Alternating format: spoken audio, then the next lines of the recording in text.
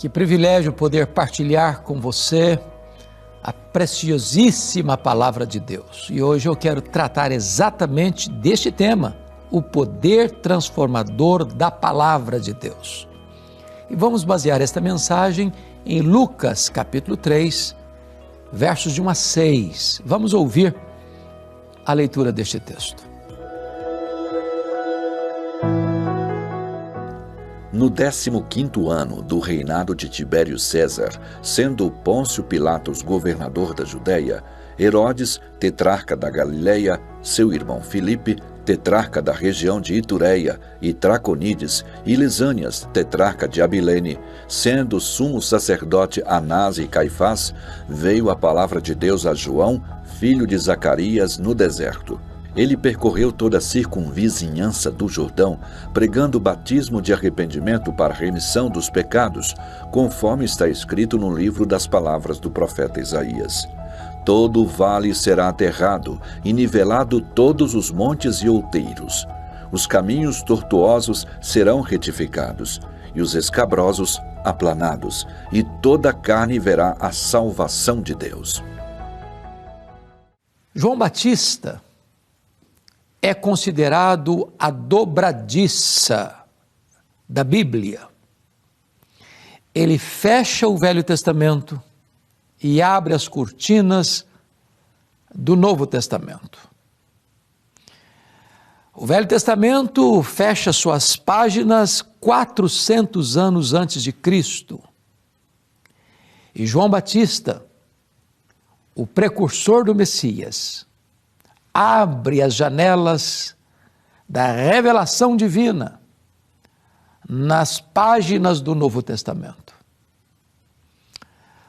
O propósito de Lucas, ao nos introduzir o precursor do Messias, é traçar um cenário do mundo político e religioso onde ele surgiu. E Lucas relata para nós, em primeiro lugar, o cenário geral do Império Romano, porque era o 15º ano de Tibério César.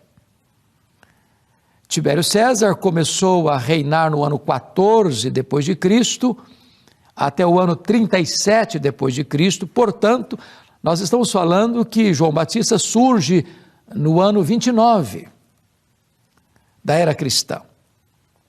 E Tibério César era filho adotivo de César Augusto, e este era o imperador romano da época quando Jesus morreu, e Jesus disse acerca dele: dai a César o que é de César e a Deus o que é de Deus.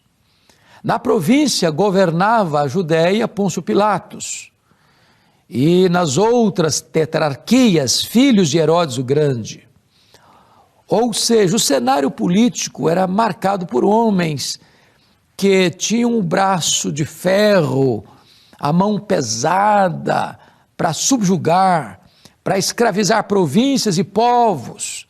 E aqui em Israel, o cenário era de homens perversos, tanto quanto o pai Herodes o Grande o fora no seu tempo. O cenário religioso não era melhor. Era cinzento também, porque somos informados no versículo de número 2, sendo sumos sacerdotes Anás e Caifás. Olha, só tinha um sumo sacerdote. A presença de dois, concomitantemente, já era um desvio da fidelidade daquele tempo no que tange à religião. Esse já era um cargo comprado a peso de ouro, um desvio da verdadeira fé do povo judeu. Pois é nesse cenário, corrompido, de violência, de apostasia, de crise medonha, que está escrito: veio a palavra de Deus a João, filho de Zacarias, no deserto. Quando você pensa que a situação é irremediável, quando a crise mostra sua carranca medonha, quando o cenário é um cenário de desespero, Deus pode entrar na história, interferir nos acontecimentos da história, virar a mesa da história e criar um fato novo. Esperamos avivamento para os nossos dias, apesar da crise que está aí. mostrando a sua carranca. Quem foi este homem? Ele era um homem estranho, vestindo roupa estranha, se alimentando de comida estranha, pregando num lugar estranho, deserto da Judéia, montes rochosos, cascalhos de pedra, areias esbraseantes, um lugar inóspito, quente de dia, gelado de noite. E diz a Bíblia que ele sai pregando e percorrendo toda a circunvizinhança do Jordão, pregando o quê? Batismo de arrependimento para a remissão de pecados. Nesse período de Malaquias a João Batista, são 400 anos de silêncio profético. Tem templo, tem festa, tem cerimônias, tem sacrifícios, mas não tem palavra de Deus. Depois de 400 anos, quando veio a palavra de Deus a João, ele não prega amenidades, ele não é um alfaiate do efêmero, ele é um escultor do eterno, e ele prega batismo de arrependimento para remissão de pecados. Em outras palavras, não tem perdão a não ser que haja arrependimento. Ele não prega uma mensagem palatável, ele não usa o método do politicamente correto, ele não tem qualquer intenção de agradar o seu auditório, ele confronta o seu auditório, porque as multidões fluem para ouvi-lo no deserto. Porém, João Batista inventou essa mensagem? Ele é a fonte da mensagem? Não. Ele prega isso conforme está escrito no livro do profeta Isaías. Voz do que clama no deserto, preparai o caminho do Senhor. Em outras palavras, João Batista não é a fonte da mensagem, ele é o servo da mensagem. Ele não cria a mensagem, ele transmite a mensagem. A mensagem não é dele, a mensagem é de Deus. Da mesma forma hoje, os pregadores não criam a mensagem. Ele não pode tirar essa mensagem da sua própria cabeça, ele tem que abrir a Escritura e expor a Escritura. Deus não tem nenhum compromisso com a palavra do pregador, Deus tem compromisso com a sua palavra. A promessa de que não volta vazia não é a palavra do pregador, é a palavra de Deus. Mas, na pregação de João Batista, há uma mudança profunda que ela produz, quando ele diz assim: endireitai o caminho do Senhor para que ele se manifeste. João Batista é uma espécie de engenheiro de trânsito do reino. Quando os imperadores iam visitar as províncias mais longínquas do império, mandavam seus engenheiros preparar a estrada, preparar o caminho para que ele pudesse passar com a sua comitiva. Então, o texto usa esta figura de linguagem para dizer que nós precisamos preparar o nosso coração, a nossa vida, para que o Senhor se manifeste. Não podemos ser um obstáculo, mas um caminho aberto, franqueado, aberto para o Senhor se manifestar. E aí, o texto diz assim: todo vale será aterrado, todo monte será nivelado, todo caminho torto será endireitado, e todo caminho escabroso será aplainado, e assim toda a carne verá a salvação de Deus. O que significa? O que é um vale? É uma depressão, é um buraco, separando dois montes. Quando a palavra de Deus, poderosa, entra na sua vida, as crateras da alma, os fossos escuros da alma, ou aquele vale que separa as pessoas com mágoas e ressentimentos, tudo isso é aterrado para que o Senhor se manifeste. Os montes de outeiros serão nivelados. O que é monte? Monte trata de incredulidade, de soberba, de arrogância. Quando a palavra de Deus chega, não tem mais disputa na feira da vaidade, todos precisam ser nivelados no mesmo padrão, somos todos servos. O que significa o caminho torto ser endireitado? Caminho torto fala de vida dupla, de hipocrisia, de duplicidade. Quando a palavra de Deus poderosa chega transformadoramente, ela tira as máscaras, arranca os véus e mostra a necessidade de viver na luz, na verdade. O que significa os caminhos escabrosos? A palavra significa fora do lugar. O que está fora do lugar na sua vida? Sua vida pessoal?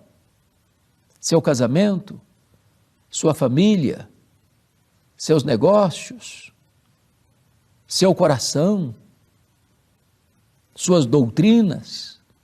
Quando a palavra de Deus chega, tudo que está fora do lugar precisa ser colocado no lugar. Então, toda a carne verá a salvação de Deus. Quando você olha para esse cenário, você vai ver que as multidões estão ouvindo João Batista. Os publicanos estão ouvindo João Batista. Os soldados estão ouvindo João Batista.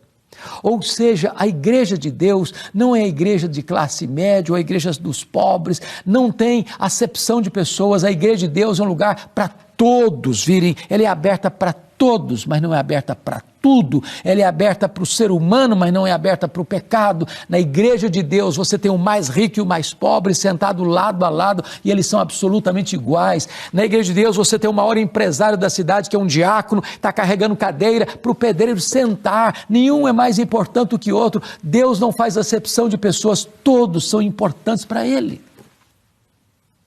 Diante do poder desta pregação, diz o texto que as multidões perguntam para João Batista: o que nós vamos fazer diante desta pregação? E ele disse assim: quem tem 2 túnicas, dê uma para quem não tem. Quem tiver comida, faça o mesmo. A generosidade não é o caminho aberto para o céu. Ninguém é salvo porque é generoso. Mas se você é salvo pela graça, você é generoso. A generosidade é uma evidência do verdadeiro arrependimento. Então vieram os publicanos e perguntaram: e nós, o que vamos fazer? João Batista respondeu assim: não cobreis mais do que o estipulado. Naquela época, os publicanos faziam parte da chamada Receita Federal do Império Romano. Não tinha toda a estrutura que nós temos hoje, então o Império Romano dava uma concessão para alguém levantar os impostos daquela região, repassando aos cofres de Roma um valor definido, mas ele tinha o direito de cobrar o que ele quisesse. E então esses publicanos exploravam o povo, cobravam taxas exorbitantes, e o povo trabalhava como que um escravo para pagar esses tributos. E ele está dizendo o seguinte: vocês não devem cobrar mais do que o estipulado. O que ele está dizendo? Qual a evidência que você é uma pessoa convertida, que você se arrependeu? É se você é honesto nos seus negócios, se você não passa a perna nos outros, se você não se aproveita da situação adversa do seu semelhante para explorá-lo ainda mais. Mas lá estavam os soldados, e os soldados perguntaram: e nós? O que vamos fazer? Ele disse: a ninguém maltrateis, não deis denúncia falsa, contentai-vos com o vosso soldo. O que ele está dizendo para os soldados? Como é que vocês podem provar que vocês são de fato arrependidos, convertidos? É se você não usa a posição que você tem da sua farda para maltratar alguém. É quando você não se mancomuna com esquemas de corrupção lá dos cobradores de impostos para oprimir as pessoas e dar denúncias falsas para oferir vantagens. É quando você se contenta com o seu salário e não busca formas ilícitas para engordar o seu orçamento. Honestidade é evidência de que alguém de fato é convertido. Na verdade, esse texto mostra para nós que a igreja evangélica brasileira precisa de um choque ético. Porque a palavra de Deus, o evangelho, exige e requer mudança, transformação da vida, do caráter, da família, do trabalho, da sociedade, enfim. A igreja é o sal da terra, a igreja é a luz do mundo, a igreja é a embaixadora do céu na terra. A minha oração e a minha esperança é que este poder transformador da palavra alcance a sua vida, o seu coração, a sua igreja, para que a igreja de Deus no Brasil não seja motivo de chacota e de comentários maliciosos na mídia, mas seja uma referência de um povo que conhece a Deus, anda com Deus e vive uma vida superlativa e abundante para a glória de Deus. Eu vou orar com você. Ó meu Deus, eu te peço que tu apliques esta palavra ao nosso coração. e traga para nós mudança profunda, não como esforço do braço humano, mas como operação da tua graça, mediante o poder do teu Espírito. Assim oramos, em nome de Jesus. Amém.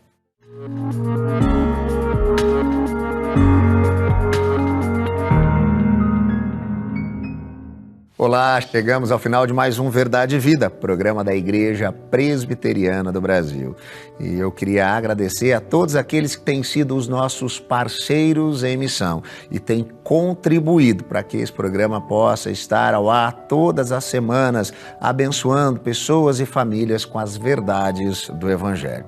Se você quer saber um pouquinho mais sobre a Igreja Presbiteriana do Brasil, sobre o nosso programa e como você também pode participar e contribuir, entre em contato conosco, porque nós queremos enviar um presente gratuitamente para você. Você vai mandar para a gente via WhatsApp o seu contato, o nosso telefone, o código de área é o 11 947 18 94 50. Você vai dizer que quer saber um pouco mais sobre o nosso programa, sobre a nossa igreja. A gente vai mandar aí na sua casa para você gratuitamente esse livro com mensagens para cada dia do seu ano. Gotas de Esperança para a Alma, mensagens e reflexões escritas pelo reverendo Hernandes Dias Lopes, que eu tenho certeza vão abençoar você, o seu dia e também toda a sua família. Se você quer conhecer um pouco mais sobre a Igreja Presbiteriana do Brasil, nos procure nas nossas redes sociais, sempre @IPBOficial. O Verdade e Vida vai ficando por aqui, mas semana que vem tem mais, no mesmo horário e no mesmo canal.